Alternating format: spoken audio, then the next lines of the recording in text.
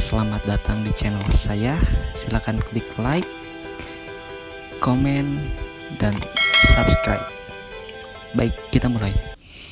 Nah, dalam filsafat Yunani kuno, kira-kira muncul pada abad ke-6 sebelum Masehi yang berlangsung hingga pada zaman klasik atau pada zaman periode Helenistik.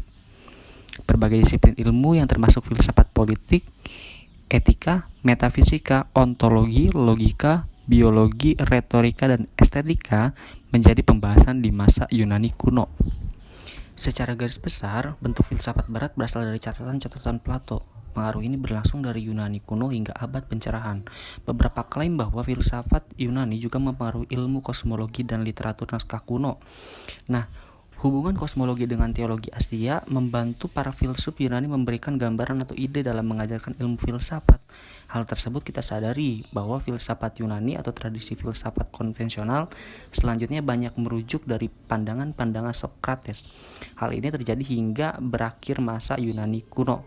Filsafat Yunani atau pengaruh ilmu-ilmu pengetahuan yang berasal dari Babilonia di lembah Sungai Nil. Sokrates adalah filsuf dari Yunani yang merupakan salah satu figur paling penting dalam tradisi filosofis barat.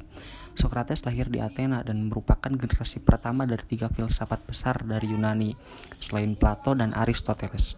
Sokrates adalah guru dari Plato dan kemudian Plato pada gilirannya mengajar Aristoteles.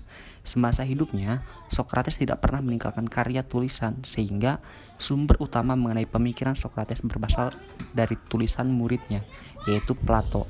Plato adalah seorang filsuf dan matematikawan Yunani, sekaligus penulis Philosophical Dialogues dan pendiri dari Akademi Platonik di Athena, sekolah tinggi pertama di dunia barat. Ia adalah murid dari Sokrates, dan pemikiran-pemikiran Plato pun banyak dipengaruhi oleh Sokrates, sehingga Plato adalah guru dari Aristoteles. Karyanya yang paling terkenal ialah Republik, dalam bahasa Yunani Politeia atau negeri, yang di dalamnya berisi uraian garis besar pandangannya pada keadaan ideal. Dia juga menulis hukum dan banyak dialog di mana Sokrates adalah peserta utama. Salah satu perumpamaan Plato yaitu perumpamaan tentang orang di gua. Cicero mengatakan Plato scribed as mortus, atau Plato meninggal ketika sedang menulis. Aristoteles adalah seorang filsuf Yunani, murid dari Plato dan guru Alexander Agung. Ia menulis tentang berbagai subjek yang berbeda, termasuk fisika, metafisika, puisi, logika, retorika, politik, pemerintahan, etnis, biologi, dan zoologi. Bersama dengan Sokrates dan Plato, ia dianggap menjadi seorang di antara 3 orang filsuf yang paling berpengaruh di pemikiran barat.